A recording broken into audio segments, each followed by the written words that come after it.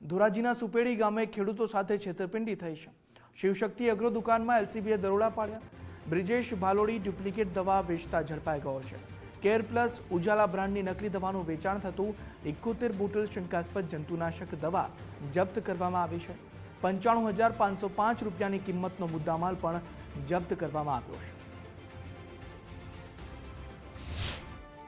हाँ, शंकास्पद बोतल હતી ને એ કબજે કરી ગયા છે।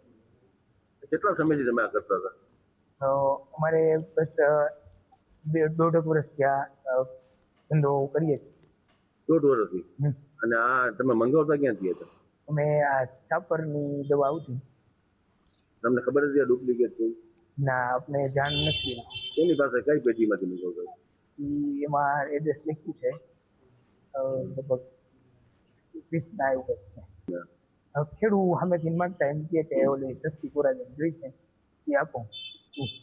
હા, એટલે ખેડૂત સામે માંગતા કે સસ્તી ઓલી કોરાજન હોય ને આ ઓના કરતા સસ્તી આવતી, તો એ સામેથી ડિમાન્ડ કરતા એને જ હોમ ના દેતા।